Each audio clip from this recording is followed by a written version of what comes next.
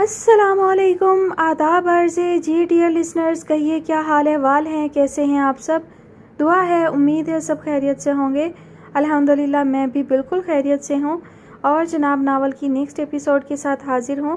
Episode شروع کرنے سے پہلے میں تمام نئے پرانے سننے والوں کو خوش آمدید کہتی ہوں۔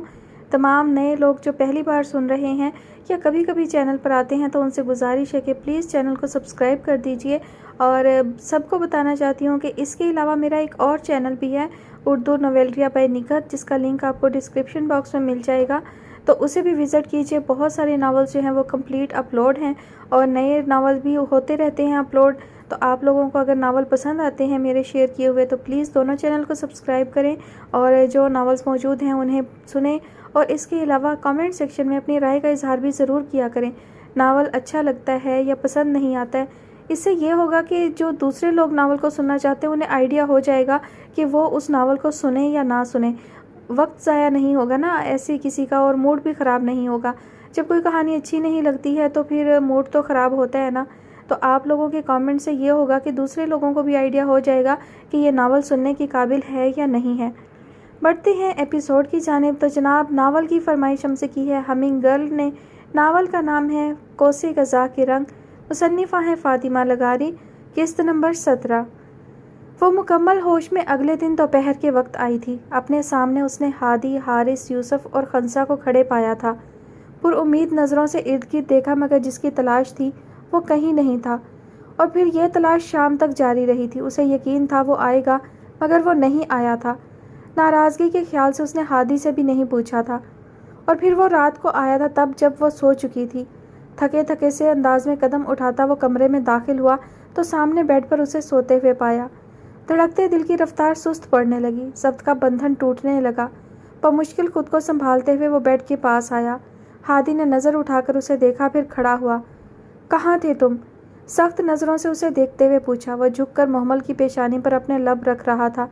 چند لمحوں بعد وہ سیدھا کھڑا ہوا۔ کہاں تھے تم؟ ہادی نے اپنا سوال دہرایا۔ وقت کو واپس پیچھے لے جانے کے راستے ڈھونڈ رہا تھا۔ کچھ ایسا ہو جائے کہ وقت پیچھے چلا جائے، میں انا سے نہ ملوں، میں محمل کو ان سے نہ ملواؤں۔ ہادی ان کے بغیر جی لوں گا، مگر محمل کے بغیر کیسے جیوں گا؟ ہادی نے رک کر اسے دیکھا۔ محمل ٹھیک ہے ایاد، ہماری بہن بالکل ٹھیک ہے۔ اس نے نفی میں سر ہلایا۔ وہ ٹھیک نہیں ہے، میرا دل کہتا ہے وہ ٹھیک نہیں ہے۔ محمل میری آہٹ کو محسوس کر کے اٹھ کھڑی ہوتی تھی، مگر آج دیکھو اس نے آنکھیں کھولنا بھی گوارا نہیں کیا۔ میں چاہ کر بھی یقین نہیں کر پا رہا کہ میری بہن ٹھیک ہے۔ اس کے تھکے لہجے پر ہادی نے اس کے روبرو کھڑے ہو کر اس کا کندھا تھپ تھپایا تھا۔ وہ آج سارا دن تمہاری راہ تکتی رہی، اس کا سامنا کرنے کی ہمت نہیں تھی۔ تم ایک بار پھر اسے تکلیف دے رہے ہو۔ ایاد نے نفی میں سر ہلایا تھا۔ میں اپنی جان اپنے ہاتھوں سے نہیں لینا چاہتا۔ ہادی اسے دیکھ کر رہ گیا۔ بابا کہاں ہیں؟ چاچو عروہ کے ساتھ باہر بیٹھے ہیں۔ صبح انادیہ یہاں رکی تھی، پھر شام میں وہ امی ابو کے ساتھ چلی گئی اور عروہ یہاں آ گئی۔ ممکن ہے آج رات یہیں رکے وہ، امی کو بھیج دیا تھا اس نے۔ وہ سر ہلا کر پاس رکھی کرسی پر بیٹھ گیا۔ ہادی محمل کے دائیں طرف بیٹھ گیا۔ دونوں کے درمیان خاموشی کسی دیوار کی طرح کھڑی تھی۔ رات مزید گہری ہوتی جا رہی تھی، چاند بادلوں کے پیچھے چھپتا ہلکا سا نظر آ رہا تھا۔ محمل کو دیکھتے ہوئے کب اس کی آنکھ لگی وہ بے خبر رہا۔ تقریباً 12 بجے کے قریب اس کی آنکھ کھلی تھی۔ گردن گھما کر محمل کو دیکھا، پھر اس کے دائیں طرف بیٹھے ہادی کو جو کرسی پر سر ٹکائے سو رہا تھا۔ نظریں ہادی سے ہو کر سامنے ٹکیں تو وہ ٹھٹک کر سیدھا ہو بیٹھا۔ وہ سامنے پوری توجہ سے نماز پڑھ رہی تھی۔ عبایا میں ملبوس نقاب ٹھوڑی پر ٹکائے وہ اب رکوع میں تھی۔ وہ خالی خالی نظروں سے اسے دیکھتا رہا۔ سلام پھیر کر اس نے دعا کے لیے ہاتھ اٹھائے تو وہ کرسی سے اٹھ کر اس کے پاس آ کر ٹھنڈے فرش پر بیٹھ گیا۔ عروہ نے دعا مانگ کر چہرے پر ہاتھ پھیرا، پھر گردن گھما کر اسے دیکھا۔ میری وجہ سے آنکھ کھل گئی؟ وہ دھیمی آواز میں پوچھ رہی تھی۔ وہ سر نفی میں ہلا گیا۔ اس وقت کون سی نماز پڑھ رہی ہو؟ عشاء کی۔ اصل میں بابا کے ساتھ بیٹھی تھی نا باہر، انہیں چھوڑ کر آنا اچھا نہیں لگا، تبھی دیر ہو گئی، 12 بج گئے۔ اس نے تفصیل بتائی، پھر کچھ یاد آنے پر آنکھیں سکیڑے اسے دیکھا۔ صبح یونیورسٹی کے بعد کہاں تھے؟ محمل پوچھ رہی تھی آپ کا۔ عروہ مشکل سوال مت پوچھو۔ وہ چند پل پلک جھپک کر اسے دیکھتی رہی، پھر سر ہلا دیا۔ وہ اسے دیکھتا چند لمحے خاموش رہنے کے بعد گویا ہوا۔ تم یہاں کیوں رکیں؟ صبح آ جاتی۔ آپ یہاں کیوں رکے؟ صبح آ جاتے۔ وہ اس کے دو بدو جواب دینے پر اسے دیکھ کر رہ گیا۔ عروہ چند لمحے خاموشی سے اسے دیکھتی رہی، پھر بولنے کے لیے لب آزاد کیے۔ آدی، محمل ٹھیک ہو جائے گی۔ हल्का सा मुस्कुराते हुए उसे तसल्ली दी। उसे कभी हल्का सा बुखार भी नहीं होने दिया मैंने उर्वा, और आज मेरी वजह से वो इस हाल में है। हलक में आंसुओं का गोला अटकने लगा। कल से आंसुओं को बहने से रोक रोक कर वो भी अब थक गया था। तभी चुपके से एक आंसू गाल पर लुढ़क गया। आप रोना चाहते हैं? उसके सवाल पर वो उसे देख कर रह गया। नीली आंखें डबडबाई थीं। वो रोना ही तो चाहता था, ढेर सारा। अब जब वो उससे पूछ रही थी तो वो उसकी बात की नफ़ी नहीं कर पाया था। वो हकीकत को झुठला नहीं सकता था। वो चंद लम्हे खामोशी से उसे देखती रही, फिर आगे बढ़कर उसे खुद से लगाया था। वो एक लम्हे के लिए उसकी हरकत पर ठहरा, आंखों में ताज्जुब उभरा। सांस रोके उसे देखा। आंखों में पिघलती नमी अब जब्त का बंधन तोड़ने लगी, और फिर वो वाकई रो दिया था, बच्चों की तरह बिलक बिलक कर। वो खामोशी से उसका सर सहलाती रही थी। नीली आंखों से गिरते आंसू गर्म स्याल की तरह उसके गालों से लुढ़क रहे थे। दिल पर पड़ा बोझ आंसुओं के जरिए हल्का हो रहा था। खामोश रात में उसकी हल्की हल्की सिसकियों में तेजी से धड़कते दिलों का शोर बढ़ने लगा था। धुंधला होता मंजर हर गिरते आंसू के बाद साफ होता जा रहा था। कुछ सानिये बाद जब वो थोड़ा पुरसकून हुआ तो वो आहिस्ता से उससे अलग हुई। नज़र उठाकर उसकी सुर्ख होती आंखों में झांका। कभी कभी अपना बोझ बांट लेना चाहिए आदि। डर लगता है उस बोझ से किसी के कंधे न झुक जाएं उर्वा, वो अपनी आंखों को रगड़ते हुए कह रहा था। और खुद जो तकलीफ़ में रहते हैं उसका क्या? वो जवाबन खामोश रहा। वो थोड़ी देर उसके जवाब का इंतज़ार करती रही, फिर गोया हुई। सो जाएं, सुबह मोहम्मद उठेगी तो आपको उसका बहुत सारा ख्याल रखना है। वो मुस्कुराई, फिर उठ खड़ी हुई। मज़ीद उसके सामने रहना मुहाल हो रहा था। तुम कहाँ सोओगी? मुझे नींद नहीं आ रही, लेकिन अगर आई भी तो सोफ़े पर सो जाऊंगी। आप अपनी कुर्सी पर ही सोएं। वो जाए नमाज तय करके साइड पर रखते हुए कह रही थी। वो गहरी सांस लेता उठ खड़ा हुआ। तुम मोहम्मद का ख्याल रखोगी उर्वा? वो आंखों में उम्मीद लिए पूछ रहा था। आपके बाद? हाँ। वो सर हिला गई। वो मुस्कुरा दिया। मेरे होते हुए भी रखना। आपके होते हुए कोई और मोहम्मद का ख्याल रखता अच्छा नहीं लगता आदि। आप कहीं नहीं जा रहे, चुपचाप बैठ जाएं। मोहम्मद सुबह उठते ही सबसे पहले आपका पूछेगी। वो चंद सानियों से देखता रहा, फिर कुर्सी की तरफ बढ़ गया। कुर्सी की पुश्त पर सर टिकाकर उसने गर्दन घुमाकर सोफे पर मोबाइल लेकर बैठती उर्वा को देखा, फिर नज़रें छत पर टिका दी। सुर्ख होती आंखें चमक रही थीं। दिल हल्का फुल्का सा हो गया था, जैसे मनो बोझ उतर गया हो। नज़रों का रुख एक लम्हे के लिए दोबारा उसकी तरफ किया। उर्वा जो चोर नज़रों से उसे ही देख रही थी, उसके देखने पर गड़बड़ाकर नज़रों का रुख मोड़ा। वो हल्का सा मुस्कुरा दिया था, फिर नज़रें छत पर टिकाकर आंखें मूंद लीं। तारीख और लंबी रात धीरे धीरे सरक गई। हल्के नीले आसमान पर सूरज जगमगाने लगा। थोड़ी देर पहले ही डॉक्टर उसका चेकअप कर गए थे। वो तकिए से टेक लगाकर सीधी बैठी थी। पास बैठा हादी उसके लिए फल काट रहा था। उर्वा फजर के बाद ही घर चली गई थी। अयाद को भी यूनिवर्सिटी जाना था, तभी वो भी 7 बजे के करीब चला गया था। वो नहीं आए। हादी ने नज़र उठाकर उसे देखा, फिर सेब की काश उसकी तरफ बढ़ाई। उसने मुंह आगे करके सेब की काश मुंह में रखी। आया था, तुम सो रही थी। सुबह गया है, उस वक्त भी तुम सो रही थी। रुके क्यों नहीं? यूनिवर्सिटी जाना था। हादी ने कंधे उचका दिए। नाराज़ है मुझसे? उसके मासूमियत से पूछने पर हादी ने रुककर उसे देखा, फिर प्लेट साइड पर रखकर उसके दोनों हाथ थामे। मोहम्मद, इस सब में उसकी कोई गलती नहीं है। उसने सिर्फ तुम्हें चची से मिलवाना चाहा था। लेकिन क्यों? जब सब ठीक था तो वो उन्हें क्यों ले आए? हादी ने पलक झपक कर उसे देखा। शायद तुम्हें अपनी माँ की ज़रूरत हो मोहम्मद। नहीं है भाई, मेरे पास आप हैं और बाबा हैं, मुझे किसी की ज़रूरत नहीं। उसने खफगी से चेहरा मोड़ा। मोहम्मद, मैं तुम्हें समझ सकता हूँ। अगर तुम यही चाहती हो तो हम कभी इस बारे में बात भी नहीं करेंगे, मगर उसे इसकी सज़ा मत दो। तुम्हारी नाराज़गी जान ले लेगी उसकी। मोहम्मद ने शिकवा कुना नज़रों से उसे देखा। वो भी तो मिलने नहीं आए। वो खामोश रहा, फिर कदरे तवक्कुफ़ के बाद गोया हुआ। मोहम्मद, तुम्हारे इस रद्द-ए-अमल की वजह जान सकता हूँ? वो चंद पल उसे देखती रही, फिर गोया हुई। मैंने जब से होश संभाला आपको, जान भाई को और बाबा को हमेशा अपने पास देखा। माँ कौन होती है, माँ की मोहब्बत क्या होती है, मैं कभी नहीं जान पाई। जब स्कूल जाना शुरू किया तो मैं देखती थी मेरी हम उम्र छोटी बच्चियाँ अपनी माँओं के साथ आ रही होती थी। उनकी माएँ उन्हें लंच बना कर देती थी, मगर कभी भी दिल में अपनी माँ के बारे में सवाल नहीं उजागर हुआ, क्योंकि मेरे भाई मुझे स्कूल छोड़ने आते थे।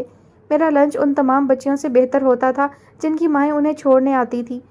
मेरे कपड़े, मेरा बैग, मेरी किताबें, हर चीज़ उन सबसे कई गुना अच्छी होती थी जिनके पास माएँ होती थी। तभी तो मुझे कभी माँ की ज़रूरत पेश नहीं आई भाई।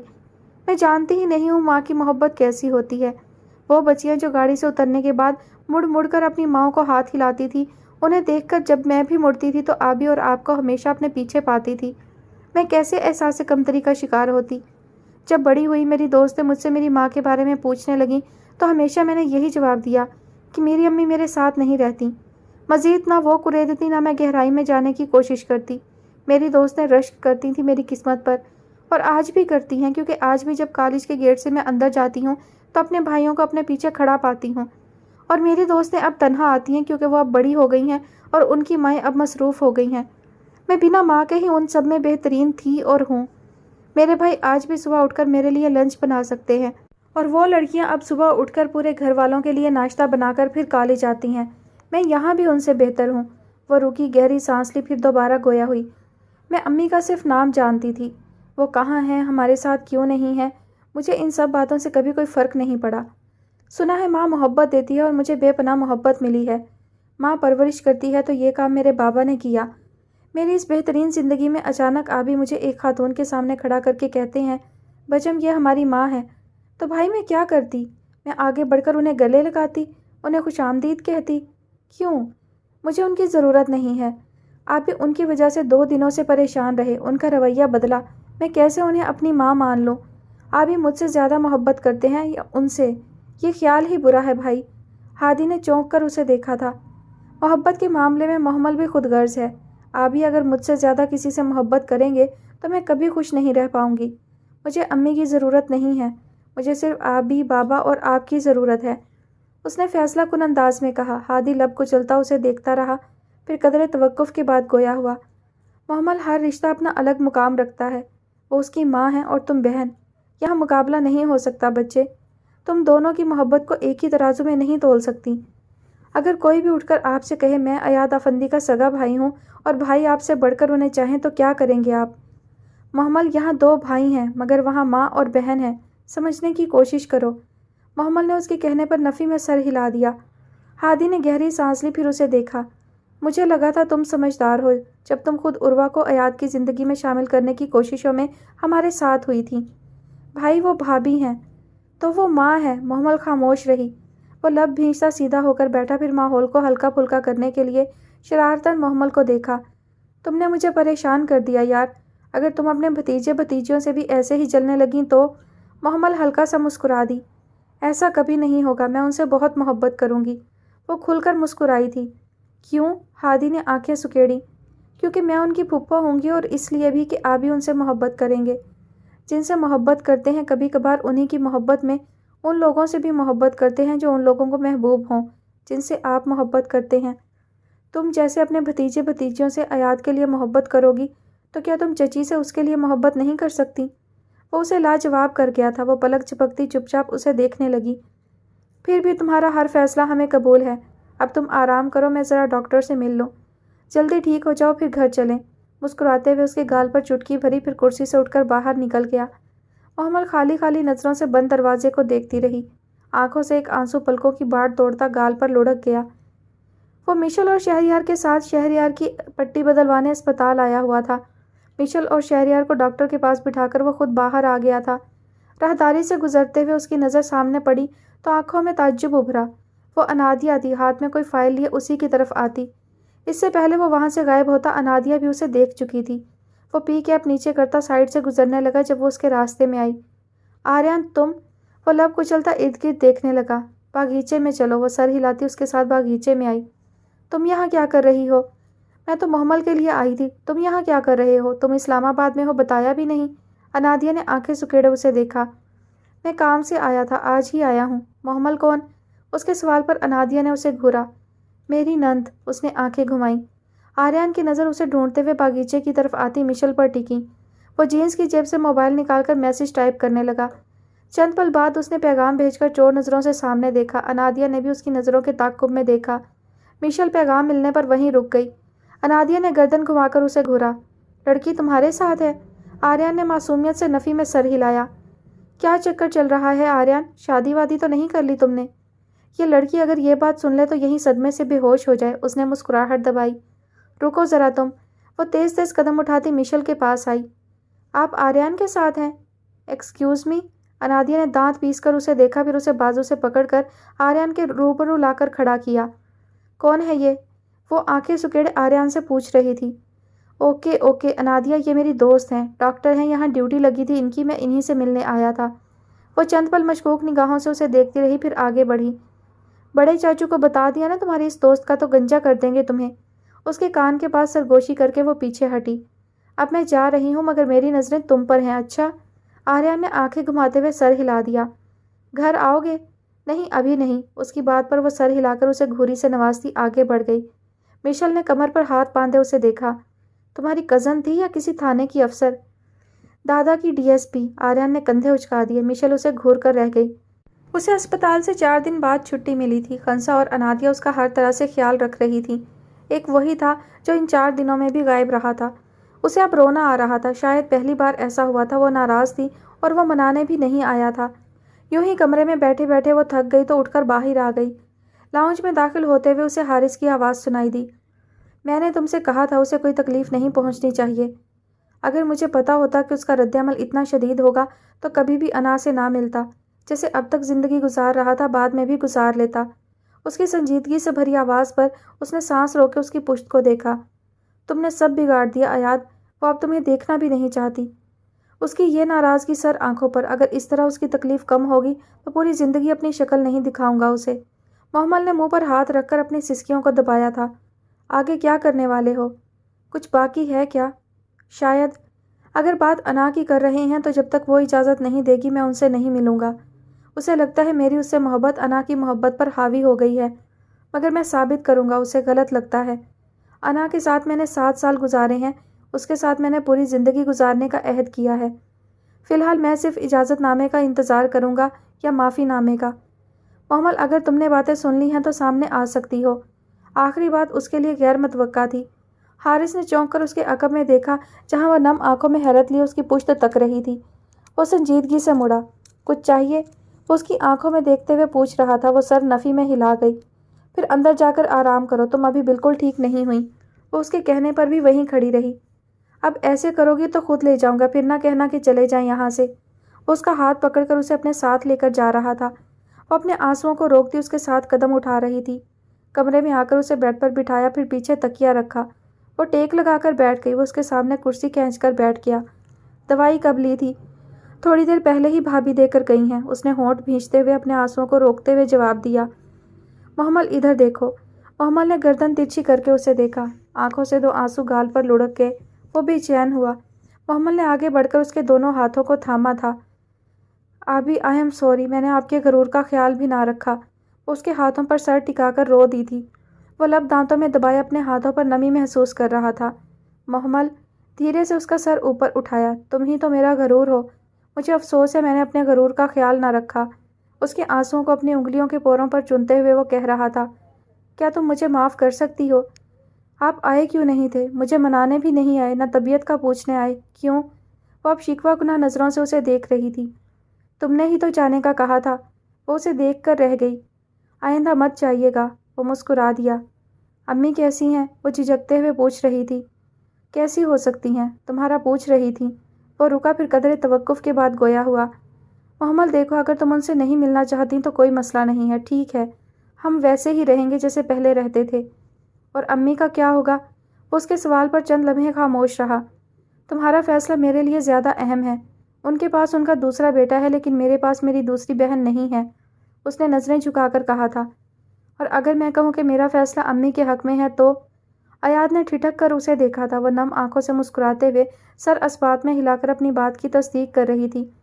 अम्मी के पास ले जाएं, उनसे मिलना है मुझे। वो बेइख्तियार आगे बढ़कर उसे खुद से लगा गया था। दरवाजे के पास खड़े हारिस सांस रोके उन्हें देख रहे थे। उन्हें अपनी ज़िंदगी उस तारीक रात जैसी लगने लगी थी जिसमें चमकते सितारे टूट चुके हों, आसमान तन्हा हो और चांद मातम कर रहा हो। जब सुरमई बादल मगरिब की तरफ सफ़र करने लगे तो दरवाजे पर दस्तक हुई। दरवाज़ा खुला और वो तीनों अंदर आए। अनीका ने मोहब्बत पाश नज़रों से अयाद और हादी के दरमियान में खड़ी मोहम्मल को देखा, जो अब उनके कंधों तक पहुंचने लगी थी। मोहम्मल ने गर्दन तिरछी करके अयाद को देखा, जो मबहम सा मुस्कुराते हुए उसे ही देख रहा था। उसने निगाहों का रुख अनीका की तरफ किया। वो थोड़ा रुकी, झिझकी, फिर तेज़ी से आगे बढ़कर उनसे लिपट गई थी। उसके दोनों भाई खुलकर मुस्कुराए थे। अनीका दीवानावार उसे चूम रही थी और वो मुस्कुराते हुए अपनी माँ का लम्स महसूस कर रही थी। زندگی میں پہلی بار وہ ماں کی خوشبو، اس کے لمس اور اس کے ساتھ سے آشنا ہوئی تھی، اور اسے لگا تھا کہ اس رشتے کے بنا وہ ادھوری زندگی جی رہی تھی، خالی اور کھوکھلی سی۔ چچی ذرا مجھ پر بھی نظر کرم کر لیں، ہادی نے اپنا کان کھجاتے ہوئے کہا۔ انیکا نے مسکرا کر اسے دیکھا، پھر آگے بڑھ کر اس کے سر پر ہاتھ رکھا تھا۔ تم بھی بہت بڑے ہو گئے ہو، وہ مسکرا دیا۔ آپ کے بچوں کی طرح، وہ بھی مسکرا دیں۔ مجھے بہت خوشی ہوئی ہادی، تم نے مجھ سے کیے وعدے کا پاس رکھا۔ یہ سب میں نے اپنے بھائی اور بہن کی محبت میں کیا چچی، وہ کھل کر مسکرایا تھا۔ کوئی مجھے بتائے گا یہاں کس وعدے کی بات ہو رہی ہے؟ ایاد نے سوالیہ نظروں سے دونوں کو دیکھا۔ ہر گدھا نہیں ہوتا ہر بات کے قابل، ہر گدھے کو ہر بات بتایا نہیں کرتے۔ ہادی نے تعظیماً سر جھکایا۔ انیکا ہنستی تھی، ایاد اسے گھور کر رہ گیا۔ تم لوگ بیٹھو، میں چائے پانی کا انتظام کرتی ہوں۔ انا آبی کہاں ہے؟ ٹیوشن گیا ہے، بہت مشکل سے، اس لڑکے کو پڑھانا بہت مشکل ہے، ایاد مسکرا دیا۔ انا، محمل نے زیر لب دہرایا۔ انا آبی کون؟ اس کے معصومیت سے پوچھنے پر سب مسکرا دیے۔ ہمارا بھائی، جواب ایاد نے دیا تھا۔ محمل سمجھ کر سر ہلا گئی، پھر کچن میں جاتی انیکا کی طرف لپکی۔ ہائے 2 دن کی زندگانی، ہر نئے دن نئی کہانی۔ ہادی صوفے پر ڈھہ سا گیا تھا۔ ایاد نے مسکراتے ہوئے جینس کی جیب سے موبائل نکالا، پھر کوئی پیغام ٹائپ کرنے لگا۔ میرا بوجھ بانٹنے کے لیے شکریہ ہانم۔ نظروں کے سامنے کل رات کا منظر گھوما۔ آج میں اپنے اپنوں کے ساتھ کھڑا ہوں، تھوڑی سی تکلیف اٹھانی پڑی، مگر اب سب مکمل ہے۔ لب دانتوں میں دبائے اس نے پیغام بھیج دیا۔ چند ثانیے بعد اسے عروہ کی طرف سے پیغام موصول ہوا۔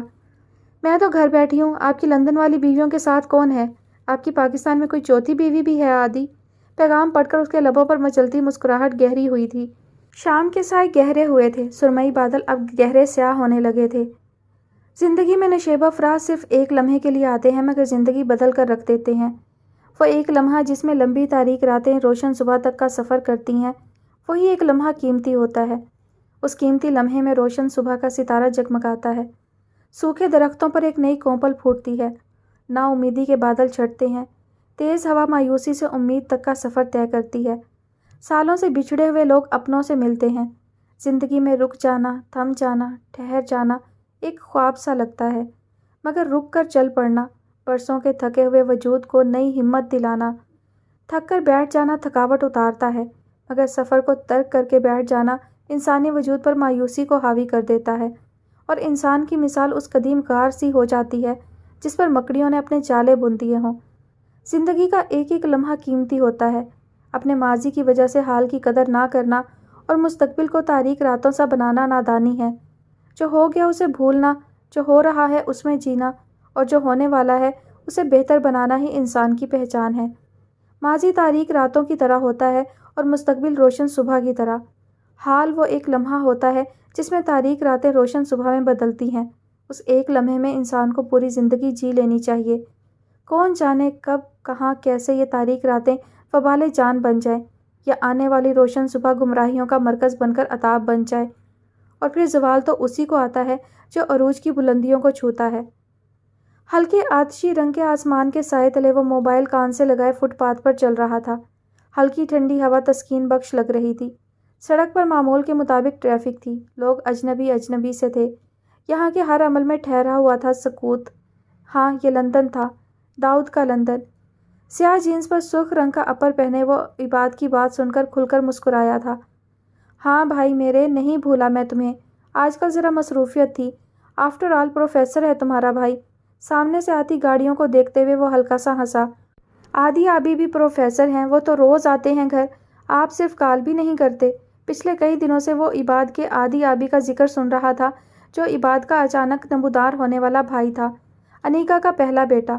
اسے عادت کے مطابق تھوڑا تجسس ہوا تھا، مگر عباد سے کوئی تسکین بخش جواب نہیں ملا تھا اسے۔ عباد کی ہر بات اس کے آبی سے شروع ہو کر اس کے آبی پر ختم ہوتی تھی۔ ایک دن اس نے اپنے آبی کی نیلی آنکھوں کا ذکر بھی کیا تھا، اور ان نیلی آنکھوں سے اسے ایاد افندی یاد آیا تھا۔ جانے کہاں ہوگا وہ؟ لندن سے جانے کے بعد اس نے رابطہ نہیں کیا تھا، نہ ہی وہ کر پایا تھا۔ وہ سوچوں میں گھرا رہتا اگر عباد اسے آوازیں نہ دیتا۔ میں پوچھ رہا ہوں عمر بھائی کیسے ہیں؟ عباد اپنی بات دہرا رہا تھا۔ ہاں ٹھیک ہے، وہ آج کل وہ بھی مصروف ہے۔ تم بتاؤ پڑھائی کیسی جا رہی ہے؟ وہ اب رک کر گاڑیوں کے گزرنے کا انتظار کرنے لگا، اسے سڑک پار کرنی تھی۔ آدھی آبی گھر آتے ہی کتابیں نکلوا لیتے ہیں، ٹیوشن بھی نہیں جانے دیتے، کہتے ہیں خود پڑھاؤں گا، تم بالکل پڑھائی پر دھیان نہیں دیتے۔ کل تو گیا تھا، میں کہہ رہے تھے بس اب پیر سے مت جانا۔ عباد کی آواز سے خفگی چھلک رہی تھی۔ داؤد اب سڑک پار کر رہا تھا۔ بہت اچھا کیا تمہارے آبی نے، میری طرف سے سلام پیش کرنا۔ مسکراہٹ دباتے ہوئے اس نے موبائل دائیں ہاتھ سے بائیں ہاتھ میں منتقل کیا۔ آپ کب آئیں گے؟ میں یاد کر رہا ہوں آپ کو بہت زیادہ۔ اس کے معصومیت سے کہنے پر وہ کھل کر مسکرایا۔ دیکھتے ہیں بھائی، فی الحال تو یونیورسٹی سے چھٹی ملنا ناممکن لگتا ہے۔ انشاءاللہ آؤں گا بہت جلد۔ کہو تو فی الحال امی ابو کو بھیج دوں؟ نہیں، پھر آپ اکیلے ہوں گے۔ جوان لڑکی کا اکیلے ہونا ٹھیک نہیں۔ اس کے سنجیدگی سے کہنے پر وہ بے ساختہ ہنس دیا تھا۔ ابے یہ کس نے کہا تم سے؟ کسی نے نہیں، حالات کو دیکھ کر بتا رہا ہوں۔ وہ ہنوز سنجیدہ تھا۔ واہ، سمجھدار ہو گئے ہو۔ بس کبھی غرور نہیں کیا بھائی۔ وہ اب کافی شاپ میں داخل ہو رہا تھا۔ ایاد کے جانے کے بعد غیر ارادی طور پر وہ بھی کافی کا عادی ہو گیا تھا۔ چچی کیسی ہیں؟ انا بالکل ٹھیک ہیں، آدی ابھی ان کا بہت خیال رکھتے ہیں۔ وہ مسکرا دیا۔ کرسی کھینچ کر وہ کرسی پر بیٹھا۔ اب میں چلتا ہوں بھائی، انا بلا رہی ہیں۔ سونے کا وقت ہوا چاہتا ہے، صبح اسکول جانا ہے۔ آخر میں اس کی آواز قدرے دھیمی پڑی تھی۔ اسکول اور تمہارا 36 کا آنکڑا ہے۔ صدا سے جان نہیں چھوٹتی پھر بھی۔ ٹھیک ہے، اللہ حافظ۔ اللہ حافظ مسکرا کر کہتے ہوئے اس نے کال کاٹ کر موبائل کان سے ہٹایا۔ موبائل میز پر رکھ کر اس نے سامنے دیکھا۔ معمول کی رفتار سے سیاہ ہموار سڑک پر دوڑتی گاڑیاں، دھیرے دھیرے سرمئی ہوتا آسمان، بھاگتی زندگی۔ اس کے سامنے کافی کا کپ رکھا گیا۔ نگاہ کپ سے اٹھتی بھاپ پر ٹکی تو بے اختیار کسی کی آواز کانوں سے ٹکرائی۔ اگر انسان کی تلخیاں بھی بالکل اسی بھاپ کی طرح انسانی روح سے نکل جائیں تو دنیا کتنی خوبصورت ہو جائے گی نا داؤد۔ کافی کے کپ کی گرد انگلی پھیرتے ہوئے اس کے لبوں پر مغموم سی مسکراہٹ رینگ گئی۔ انادیہ یار بات سنو نا، وہ معصومیت سے کہتا اس کے سامنے بیٹھا۔ کتاب پر جھکی انادیہ نے بیڈ سے کتاب اٹھا کر اپنی گود میں رکھی اور اسے نظر انداز کرتی سیدھی ہو کر بیٹھ گئی۔ کمر پر بکھرے بال ہلکے سے جھٹکے سے شانوں پر بکھر گئے۔ انادیہ، وہ جھک کر اس کی آنکھوں میں دیکھنے کی کوشش کرنے لگا۔ چلے جاؤ ورنہ سر پھاڑ دوں گی تمہارا، وہ ایک دم چلائی تھی۔ چہرہ غصے سے لال ہونے لگا تھا۔ سوری نا، آج پکا لے جاؤں گا گول گپے کھلانے۔ اس کے چہرے کو اپنی نگاہوں کے حصار میں لیے وہ کہہ رہا تھا۔ ہادی مہینہ ہونے والا ہے، میں تمہیں کہہ رہی ہوں، روز کوئی نہ کوئی بہانہ۔ بھاڑ میں جائیں اب گول گپے اور ان کے ساتھ تم بھی۔ اسے گھورتی وہ واپس کتاب پر جھک گئی۔ وہ اسے دیکھ کر رہ گیا۔ اچھا یار اٹھو چلتے ہیں۔ وہ بیڈ سے اٹھ کھڑا ہوا۔ نہیں جانا اب، اس نے نفی میں سر ہلایا۔ پلیز نا، وہ ہنوز نفی میں سر ہلاتی رہی۔ روحم، آواز قدرے دھیمی تھی۔ انادیہ نے دھیرے سے سر اٹھا کر اسے دیکھا جو التجا کرتی نظروں سے اسے دیکھ رہا تھا۔ وہ لب کچلتی اسے دیکھتی رہی، پھر کتاب سائیڈ پر رکھ دی۔ انادیہ کہا کرو۔ تیزی سے دھڑکتے دل پر قابو پاتی وہ بیڈ پر بچھی چادر پر ہاتھ سے لکیریں کھینچتے ہوئے بول رہی تھی۔ نہیں، تم میری روحم ہو۔ وہ مسکرا دیا۔ انادیہ نے سر اٹھا کے اسے دیکھا، پھر سامنے بڑا کشن کھینچ کر اس کے منہ پر مارا تھا۔ وہ اپنے منہ پر ہاتھ رکھتا تل ملا کر رہ گیا۔ تم کبھی نارمل بیویوں والا رویہ رکھ سکتی ہو میرے ساتھ؟ وہ اسے گھورتے ہوئے پوچھ رہا تھا۔ مجھ سے اس کی امید مت رکھو، ایک تو گول گپے نہیں کھلاتے، اوپر سے خواہش کرتے ہیں نارمل بیوی کی۔ وہ اونچی آواز میں بڑبڑاتی بیڈ سے اتری۔ کہہ تو رہا ہوں چلتے ہیں اب۔ نہیں جانا، اب نہیں جانا، نہیں جانا، تیز آواز میں کہہ کر اسے گھوری سے نوازتی وہ دروازے کی طرف بڑھی۔ یار انادیہ یہ غلط بات ہے، وہ اس کے پیچھے لپکا تھا مگر تب تک وہ کمرے سے نکل چکی تھی۔ بادلوں کے پیچھے سے جھانکتا سورج اپنی کرنوں سے دن کے چڑھنے کی خبر دے رہا تھا۔ بادلوں نے پورے آسمان کو گھیر رکھا تھا۔ ہلکی ہلکی ہوا کبھی کبھی اپنی رفتار میں تیزی لا کر بادلوں کے ساتھ لمبی مسافت طے کرنے کی کوشش کر رہی تھی۔ یونیورسٹی میں حسب معمول طلبہ کی چہل قدمی جاری تھی۔ مختلف مزاج، مختلف حسب و نسب، مختلف شکل و صورت سے بے نیاز تمام طالب علم اور اساتذہ ایک ہی چھت کے نیچے جمع تھے۔ راہداری میں ٹھہر ٹھہر کر قدم اٹھاتی وہ آفس کے باہر رکی، پھر دروازہ ہلکا سا کھٹکھٹا کر اندر داخل ہوئی۔ آدی، میز پر رکھی کتاب پر جھکا وہ دھیمی آواز سے جھلکتی شرارت محسوس کرتا ہنوز کتاب میں مشغول رہا۔ اسے اب یہ نام برا نہیں لگتا تھا، لیکن وہ اچانک عروہ سے یہ بھی نہیں کہہ سکتا تھا کہ وہ اسے آدی کہہ سکتی ہے۔ یقیناً وہ اس تبدیلی کی وجہ پوچھتی اور وہ ابھی اسے بتانا نہیں چاہتا تھا۔ پروفیسر، وہ تھوڑا سا آگے آ کر نقاب ٹھوڑی پر ٹکاتے ہوئے اسے بلا رہی تھی، اور ایک بار پھر اپنے نظر انداز ہونے پر وہ آگے آ کر اس کے کان کے پاس جھکی۔ امی کے 3 بیویوں والے داماد، میری بات سن لیں، وہ اس کے کان کے پاس چلائی تھی۔ مقابل ڈھیٹ بنتا اپنے کان پر ہاتھ رکھ گیا تھا۔ یہ سب چند دنوں سے ہونے لگا تھا۔ اسے جب بھی ایاد سے بات کرنی ہوتی تھی وہ اسے آدی کہہ کر بلاتی تھی، اور وہ ہمیشہ اس کے آدی کہہ کر بلانے پر اسے نظر انداز کر دیتا تھا۔ وہ مسکراہٹ دبا کر شرارتاً آگے آ کر کہتی تھی، پروفیسر۔ ایک بار پھر اپنے نظر انداز ہونے پر وہ اس کے کان کے پاس چلاتی تھی، امی کے 3 بیویوں والے داماد بات سن لیں میری۔ مقابل ڈھیٹ تھا، اپنے کان پر ہاتھ رکھ کر دوبارہ اپنے کام میں لگ جاتا تھا۔ پھر وہ آخری حربہ آزماتی تھی، دونوں ہاتھ کمر پر باندھ کر چلانے کے لیے منہ کھولتی تھی، آدی آ، اور وہ فوراً اٹھ کر اس کے منہ پر اپنا ہاتھ رکھ دیتا تھا۔ خدا کا واسطہ ہے پروفیسر کہہ لو، امی کا 3 بیویوں والا داماد بنا لو، مگر مجھے اپنا بھائی مت کہو۔ وہ تپ جاتا تھا اور وہ اسے تپا جاتی تھی۔ اب وہ منہ کھولے اپنا آخری حربہ استعمال کرنے لگی تھی۔ ایک نظر اسے دیکھا، پھر آنکھیں بند کر کے منہ کھولا۔ اس کا لمبا ہوتا جا رہا تھا۔ ماتھے پر بل ڈالے ہوئے اس نے آنکھیں کھول کر سامنے دیکھا، جہاں وہ سکون سے بند مٹھی پر ٹھوڑی ٹکائے پلک جھپکتا اسے دیکھ رہا تھا۔ کہہ دوں؟ وہ آنکھیں سکیڑے اسے دیکھتے ہوئے پوچھ رہی تھی۔ بھلے۔ اس کے پرسکون انداز پر وہ چند پل اسے دیکھتی رہی۔ ہلکے مٹیالی رنگ کے کوٹ پینٹ میں ملبوس نیلی آنکھوں میں چمک لیے سکون سے اسے دیکھتا وہ اسے کھٹک رہا تھا۔ میں سچ میں کہہ دوں گی۔ آخری بار اسے وارن کرنے کی کوشش کی گئی۔ ایاد ہنوز سکون سے اسے دیکھتا رہا، جیسے کہہ رہا ہو کوشش کر لو۔ اوکے، پھر ڈانٹیے گا مت۔ اس نے ایک آخری کوشش کی جس کا مقابل پر کوئی اثر نہیں پڑا۔ وہ سر کو جنبش دیتی آنکھیں بند کر گئی۔ آدی وہ ایک بار پھر رک گئی تھی، ذرا سی آنکھ کھول کر اسے دیکھا جو مسکرا رہا تھا۔ کہو کہو۔ وہ پھر سے آنکھیں بند کر گئی۔ آدی وہ ایک بار پھر اس کے رکنے پر مسکراہٹ دبا گیا۔ وہ بے بسی سے اسے دیکھ کر رہ گئی۔ اس کی جتاتی نظروں کو دیکھ کر لب کچلتے ہوئے اس نے آنکھیں بند کی اور لب آزاد کیے۔ آدی آبی آدی آبی، وہ بوکھلا کر اٹھا تھا۔ آبی آدی آبی آدی، آگے کے الفاظ لبوں پر ہی دم توڑ گئے۔ اس نے ڈرتے ہوئے آنکھیں کھولیں تو وہ اس کے مقابل کھڑا اس کے منہ پر سختی سے ہاتھ رکھے اسے گھور رہا تھا۔ اس نے دھیرے سے ایاد کے ہاتھ نیچے کیے، پھر معصومیت سے اسے دیکھا۔ مجھے لگا آپ روکیں گے، مجھے لگا تم نہیں کہو گی۔ وہ چند لمحے پلک جھپک کر اسے دیکھتا رہا، پھر پیچھے ہٹا۔ بہت بری بات ہے یہ عروہ۔ وہ شکوہ کناں نظروں سے اسے دیکھ رہا تھا۔ میں نے وارن کیا تھا۔ اس نے لب کچلتے ہوئے صفائی پیش کی۔ کہو کیا کہنے آئی تھی؟ وہ گہری سانس لیتا کرسی پر بیٹھا۔ وہ احتشام بھائی کی شادی کی تاریخ طے ہو گئی ہے اچانک سے۔ 2 ہفتے بعد جمعے کے دن تو سب کراچی جا رہے ہیں، میں بھی جاؤں گی۔ اس نے ساری بات ایاد کی گوشت گزار کی۔ اس کی بات سن کر ایاد کے ماتھے پر سلوٹیں نمودار ہوئیں۔ 2 ہفتے بعد آپ کے پیپرز ہو رہے ہیں ہانم، تاریخ چیک نہیں کی؟ عروہ کی آنکھوں میں تعجب ابھرا۔ تیزی سے ہاتھ میں پکڑے موبائل کو آن کر کے اپنے پیپرز کا نوٹس دیکھا، پھر تاریخ پڑھی۔ پروفیسر، جمعے کو پیپر ہے میرا، وہ صدمے سے چلائی۔ مطلب آپ نہیں جا رہی؟ ایسے کیسے بھئی، مجھے جانا ہے، وہ منمنائی۔ ایسے کیسے بھئی، تم نے پیپر دینا ہے؟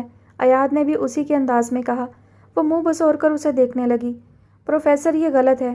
میں کیا کر سکتا ہوں ہانم؟ تم شادی کی تاریخ آگے کروا لو۔ میری گھر میں کوئی نہیں سنتا اور اب سب ہو چکا ہے، لڑکی والوں کو کیسے منع کریں گے؟ وہ روحانسی ہوئی۔